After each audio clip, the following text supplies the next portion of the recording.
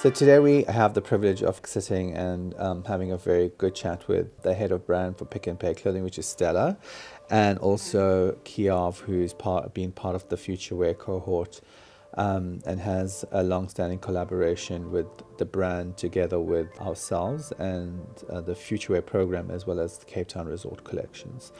And we thought today would be very interesting to find out the journeys around the experiences that designers have from being part of the cohort, the impact it has in their career, their understanding of where fashion is today, but also at the same time in terms of, from a pick and pay perspective, what it takes to build a brand, to entrench a brand, and the kind of intellectual property required in terms of an investment, in terms of contributing to this asset value of building brands, which are very important because most designers these days are vying for attention, trying to be out there, trying to find a way to communicate the essence of the spirit of their brand. And these things are very important, and we hope in today's conversation with insights from both Kiav and Stella, we'll be able to kind of figure this out or give others some insights or direction in terms of where they're going with their own brands. So I'm going to start off by asking Kiav a question, and I think most importantly is, what is the actual impact that being part of this kind of program has in terms of yourself, in terms of your own development as well as your career? I have always told people that have asked me questions along these lines specifically with regards to the impact of how this has shaped my view and reality around just the art space as a whole, whether it's in music and fashion, in art. Being part, at such a young age, being part of such a large project with a large team, everybody having their roles to play, including me and mine, it was a really far look into the future at a very current point, which I think was something that I didn't expect to experience very soon. It helped create a lens for me to look through that I didn't necessarily have before. Yeah, because it's a very interesting thing, right? Because most young designers are based very conceptual in terms of their creativity and far removed from the actual manufacture, the making of their things. And I'm glad you said that, because although the back end stuff in that regard, especially when it came to color palettes and hex codes and all these nitty gritty nuanced things about the industry, although relative to what I studied, I did understand it. The application of it was something that I had never seen before, and I didn't think that I would experience so soon. But getting that and being able to apply it, now moving forward, for example, with the range now, it was such a big advantage to experience that so soon. Right. And you said something really cool about current day designers constantly going for attention and tension-based marketing and stuff like that. It's just about who's getting the quickest grab out of things. A lot of times when brands are currently doing that nowadays, and I see this all the time with people that are around my age that are starting fashion brands, they're doing that without any of the back end work, and it's just like a cash grab basically, because a lot of people think nowadays that fashion and building brands is one quick and easy with AI and blah blah blah blah blah, but without the legal stuff that you mentioned, for example, when it comes to copywriting, etc., and all of that, then you don't actually end up building anything that lasts. Okay, and I think it'd be interesting to get Stella's kind of take on what you've just said. Yeah, I think, as an entrepreneur, very often one is expected or think that you do your craft and you do your craft well, but often you forget that there's a whole commercial section that sits behind it, right? You got to be the HR person, you got to be the finance person, you got to be everything. You got to be the marketer, the salesperson of your own brand. And it's hard, it really is hard. And it's encouraging to hear that through the kind of mentorship program that we currently have, that we are able to train and prepare you guys for that next level, because you can be everything and as good as you want to be, if you do not know how to take your brand to market and get it from kind of idea to aisle, then your chances of success is just so much better if you got the commercial piece down tact, right? Exactly. But Stella, what do you think is key in terms of like these emerging talents who are trying to entrench their brands? What do you think is quite key in terms of them focusing in terms of building an audience online, their brand personally, and also crafting some kind of narrative or story around their brand? How do you think they should do that? So Gavin, I mean, this is not new news, right? But it is one of the most interesting and most prevalent consumer insights that we're working with, and that is that brand building is based on trust. It's not just about making things look beautiful, but to make it meaningful, right? To your customer, to your community, and to kind of what drives your purpose, right? And it's less about the hype, it's more about the honesty. And I mean, my advice is always, like, you have to tell those real stories. We know that connection is kind of the currency for modern retail. It just is. And that's where it continues to go to. So, you have to start in a really, really authentic place and work with what you have, and what you have is you, right? Your stories. And the more you can create that authenticity and connect in with your community as well as your customer, that's when you see smaller brands and smaller people really flourish. Yeah. So in terms of that, I mean, where does one kind of draw a line in terms of, because everybody has a very strong story, and in South Africa, people are quite hell-bent in terms of bringing forward, they're immersed in a cultural kind of context. So, and that doesn't relate to every single person. So how do you make something which is uniquely yours, your own story, your own culture, your own kind of community, kind of valid, make it kind of relatable for everybody else? Because I think a lot of young designers are caught in this thing of like very immersed in their own story without really looking. So there's no, I mean, to be quite blunt, there's no kind of balance between a commercial sensibility, what's happening on a global stage in terms of trend, and the reality of what the consumer outside there needs. So where do you draw the line, or how much should you go into your thing, your story? Yeah, it's a really hard question. I mean, I don't think there is a hard and fast rule. I think the trick here is to continue to try different avenues and see where the stickiness is for the content, right? Right. And managing your marketing and managing the stickiness of the content and monitoring how it resonates and what feedback you're getting and the engagement you're getting is part of that commercial function, right? Yeah. It's just part of it.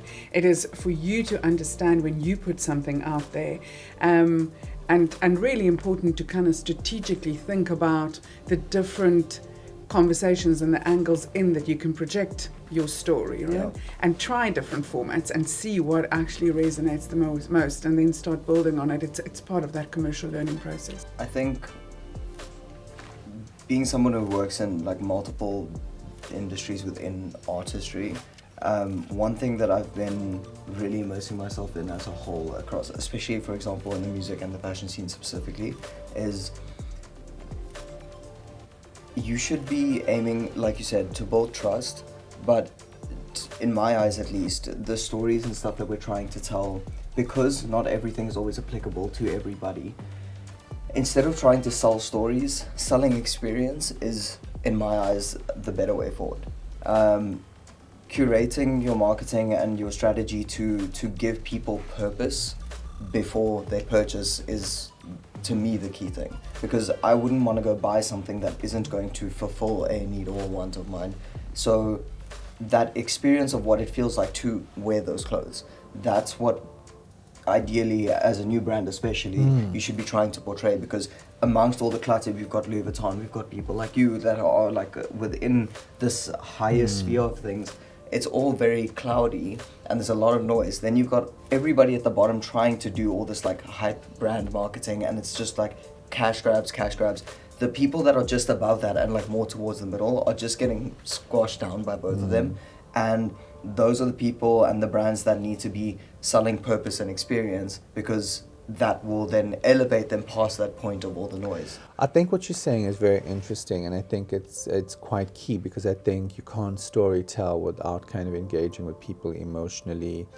And it takes me back to your launch, where for your collection, which was quite a new kind of format we looked at, and how you were kind of doing things, personalizing things on site, speaking to people, but at the same time lots of elements, including the environment, but the music and those kind of things, which contributed to the overall experience, which made people form a connection with your aesthetic and your headspace, I would say. And I think if you look at what's happening fashion globally, it's really all about experience. And I think one of the things with Futurewear is also about launching things but creating an experience behind it so people can connect with that. And that really is a very difficult thing, is to find that medium where people find that connection. I want to go back to Stella and ask Stella in terms of Pick and Pay and the impact of Futurewear from a brand perspective. Well, it might be a blimp on the horizon for many people, but what do you think is the impact in terms of like innovation and kind of disruption, really, in terms of a business, and the impact that Futurewear and people like these young kind of talents like Kiav have on the business? Yeah. So, at Pick and Pay Clothing, we believe in creating access to fashion, right? And we also believe that being able to be fashionable shouldn't come at the cost of style or dignity. Everybody needs access to it, right? And that's where I think the Futurewear program plays such an incredibly important role.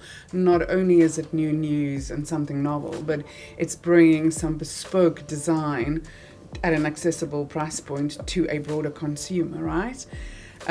Secondly, we are so deeply rooted in being a local brand and always looking to find opportunities to grow local talent or just grow locally. Because if you guys grow, we grow, right? Yep. I mean, that's what a local brand does. So it's just been an amazing privilege and experience to see what Futurewear can do, and just linking what I'm saying now to the experience part of what you guys were talking about. I think for young designers coming through the rank, being able to create partnerships and collabs, right? It gives you a voice that is bigger than the one that you could have. And it creates some of that experiences, because all of a sudden you have got a bigger platform that you can shout from. Yeah. And it's so key. So if you can get that right, and you see some of the, not even fashion brands, some of the local South African brands that's really doing well, is when they can, and sometimes you're lucky and sometimes it's strategic and sometimes it's orchestrated, but where you can latch onto a bigger purpose or a bigger platform that can give you that voice so that you can punch way above your weight. So, yeah. Great. I mean, that's a good insight from a retailer's perspective. And from your perspective, Kiav, what do you think being part of the program has taught you about forming your own kind of collection, putting it out there to the rest of the world, and from a retail perspective? The biggest thing was, with this collection that we're working on right now, is just understanding the purpose of what I'm designing and why I'm designing it. Right, yeah. And for who? Yeah, exactly. Yeah. Ultimately for who. Without that experience with the first Futurewear collection that I did with you guys, like, without that, I wouldn't have had as clear cut of an approach as I do right now to say, I've, like, for example, got my target demographics I've made, my user personas, like all of those kinds of things, and from there have taken that to say, okay, I'm designing for these kinds of people that want access to things that the country's brands don't produce, or we just don't generally have access to. Even on the smaller end of like the local brands or like the medium scale brands here, a lot of things are very too similar. Like, we've got this shape of a hoodie, for example, that shape of hoodie from this brand and this brand are the exact same things, just with a different logo. And those sorts of things are becoming more and more consistent throughout a lot of brands. And something I wouldn't have been able to notice is those kinds of trends if I didn't have this. Yeah, I think the subtle nuances in terms of what's happening in fashion become quite evident.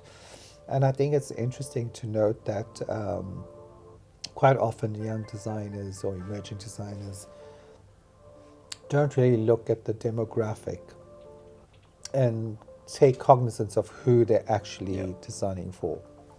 So that's a very key thing. It's a very important lesson to learn very early on in one's career. Oh. So what for you is something that you thought is quite key that you've extracted out of this program in terms of now building your brand moving forward? Honestly, just because of the fact that I didn't study fashion, the physical designing, color palettes, material swatches, all those sorts of nitty-gritty things, and soon to be now the actual physical making of the clothes, that is going to be the biggest thing that I've taken away. Just the application of the creative process in this aspect. So this is a very interesting thing because, I mean, I've known Kiav now through this process and quite interesting to see how you've evolved, or well, how I see you evolve, because now you sit with the sewing machine and you attempting to make patterns, and I can relate to this because I have no formal training in fashion myself, but I think these are very important things for you to learn the craft, because ultimately one day you're able to give proper direction to people working for you, your own kind of design team. And I think making clothes is very important. Learning how to make clothes is very important. And I think in doing that, I mean, one of the big things we've come across with this entire program with Pick and Pay and their suppliers is the suppliers are also challenged, because the suppliers are learning new things as well, and emerging talent is pushing them and pushing their boundaries in terms of what they can and can't do. I think that is such a cool thing, because as a young designer, my approach to everything is always like, okay, you're my mentor knows best, right? The team at Pick and Pay, the graphic designers, the suppliers for everything, they know best. They're the professionals in their thing, and I have to trust that. But also, like, being in this position to understand that I can actually push the buttons of these people a little bit to just go a little bit further, to adjust. Disruption is good, It is, and I think a lot of young designers or young artists in general are very scared to actually do that, and to challenge the people that are quote-unquote above them in whatever capacity. But across the board, I've been doing that since the Futurewear Collective, and I've been working with you guys, and it's been shaping new things, and it's been changing the environments that I've been placed in, which I think is so important, because if I was too scared to do that, I would everything I said would not have come out of my mouth in the last couple of minutes. 100%. I think one of the big things or mistakes that young brands make in terms of entrenching their brand or developing is being too attached to their own brand and their ideas around their brand. I think sometimes it's good to be detached, take a step back and be reflexive in terms of looking at one's work, because it's very often we can get caught up in our own work and believe that everything we're doing is perfect. And I think you have to have people who interrogate the work. The more interrogation that happens with the work, the more refined the end product is that you're bringing out to the consumer. And I think when you talk about, Stella mentioned, is this kind of democratization of fashion, it doesn't mean that when you democratize fashion, you create access, you overtly simplify the garment, or you present an overtly pared down version of what you're wanting to do, because that in itself is also condescending to the consumer. And that already in itself creates this distinction between high inaccessible fashion, accessible to a certain demographic and consumer, and people who are not necessarily able to buy the stuff. I want to go back to I got a question for you on that, if you Sure. don't mind. So how do you teach the interns? How do you mentor them through that process? This is interesting, Sure. right? Because you don't want to lose the creativity when you commercialize, right? Yeah. And you don't want to, as you're scaling, you don't want to sell your soul. So how do you strike that balance? So it's an endless fight between ourselves and the team at Pick and Pay because I think I understand where buyers come from and their need to drive sales and figures because it's really, mass retail is all about the bottom line. But I do think that what's really happens is if you able to change a simple idea of what they have or is entrenched in their heads and you make them think about something differently, then it makes a huge difference. I remember a couple of years ago, I was quite insistent on putting a pleated skirt, and I was told all the time pleated skirts will never work, they never sell, they wouldn't happen. And I put the pleated skirt in and it sold out. Now there's a pleated skirt and there's pleated options in Pick and Pay. So I think it's about also, again, not being too attached to what your belief system is, because quite often, and we've seen it with other retailers, you keep on doing that big floral print on a polyester-based fabric. At some point, you will lose your demographic. You keep on thinking that this is the only way to do things, you will fail. You'll fail miserably. So this kind of constant level of creativity and pushing that edge and that boundary is very, very key. It might not translate immediately into a sale, but I suddenly look back and think, how many more pleated skirts are we going to see? Because now it's almost become repetitive and it's standard. But you've driven sales out of it, you've made money out of it. If you never thought about, if I didn't hold my ground, would there be a return to a pleated skirt in the collections? Maybe, yes. I'm not saying it. I was the only purpose, but that kind of drives it. I do think that in Futurewear we try and allow the designers as much flexibility and much kind of freedom in terms of putting forward their ideas. Some of these ideas are not always practical, but part of the program is saying we're not in a highly creative environment or a fashion forward environment. We are there to teach you how to take your fashion forward sensibility and make it accessible to a larger audience. So I think there's always that level of compromise, but it's a very respectful and intentional compromise that we make so that the aesthetic is still there, the handwriting is still there. Yeah. That was very insightful, guys. Thank you for being part of this. And I think the next season moving forward, we're going to be seeing more of Kiav, what he's doing. And obviously Stella at Pick and Pay is driving this from a publicity, marketing perspective and brand perspective. So I think Futurewear is scaling and soaring different and bigger heights. Yeah. Thank you. Thank you, guys. Thank you, everybody. Thank you.